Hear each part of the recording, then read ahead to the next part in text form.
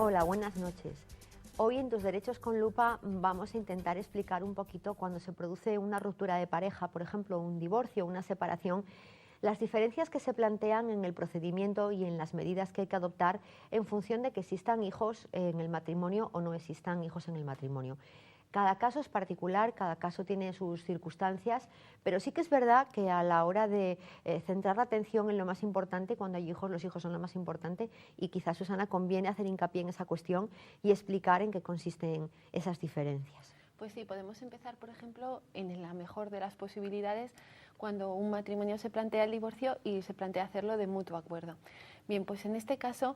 aquí también hay diferencias cuando dentro de ese matrimonio existen y no existen hijos. Si no existen hijos, basta con que los cónyuges planteen una demanda al juzgado con un convenio regulador, estableciendo los pactos que van a regir esa vida por separado, ese divorcio, y ese convenio regulador lo va a aprobar simplemente el juez y lo va a aprobar pues prácticamente en la totalidad de las ocasiones, salvo que considere que hay algún pacto o alguna cláusula que sea especialmente perjudicial para alguno de ellos. Pero bueno, esto no suele ser lo habitual porque además suele estar revisado por un abogado, con lo cual es bastante difícil que se dé esta posibilidad. La otra opción, cuando existen hijos, no basta simplemente el acuerdo de los cónyuges. Aunque los cónyuges lo deseen hacer de mutuo acuerdo y aunque los dos estén convencidos de las medidas que van a adoptar respecto a sus hijos, ese convenio regulador va a revisarlo siempre, además del juez, el Ministerio Fiscal. Ministerio Fiscal que va a intervenir única y exclusivamente pensando en el interés de esos hijos, con lo cual ya no es tan sencillo, ya va a pasar dos revisiones y ya no es simplemente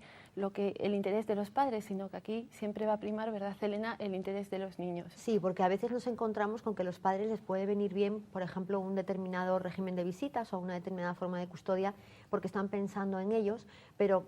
si salimos de esos intereses particulares y nos fijamos en los niños, a lo mejor no es lo más adecuado y precisamente por eso pasamos ese filtro. Filtro que existe no solamente en los procedimientos que son amistosos, sino lógicamente y con mayor razón en aquellos procedimientos que son contenciosos. En estos procedimientos contenciosos el Ministerio Fiscal va a ser una de las partes que va a estar participando en el procedimiento, proponiendo las medidas o pronunciándose sobre las medidas respecto de los niños que correspondan en cada caso, porque, como digo, es el interés el interés protegible más importante en un procedimiento de ruptura de pareja como el que estamos comentando.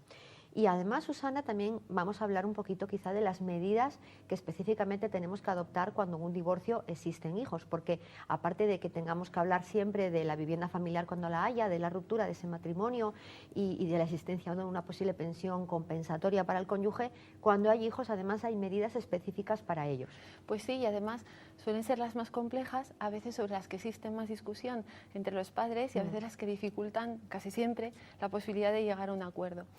Esas medidas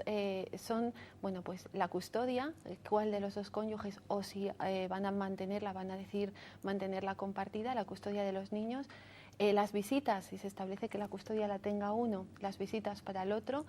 el uso de la vivienda familiar, que siempre va a ser diferente en el caso en el que existan niños y se van a tener en consideración sobre todo sus intereses, y luego el tema de los alimentos, también especialmente complejo en la mayor parte de los casos. Y aquí vamos a aclarar una cosa que es una duda muy típica, las medidas de los niños, si son distintas o no en función de la edad de los niños. Vale, porque si, por ejemplo, en el momento del divorcio de los padres existen hijos y estos hijos son menores de edad, las medidas son todas las que estaba comentando Susana, todas. Ahora, si estos niños, que ya no son niños, ya son adultos cuando sus padres se divorcian, ya son mayores de 18 años, nos preguntan los padres, entonces estos hijos tenemos que fijarles una custodia, un régimen de visitas y también unos alimentos. Bueno, pues al tema de custodia y visitas no, los niños ya pueden estar con quien quieran, ya no están condicionados al cumplimiento de lo que se establezca en la sentencia. Sin embargo, los alimentos sí, y continúan con independencia de que tengan 18 años o más de 18 años, mientras aún estén dependiendo económicamente de sus padres, cosa que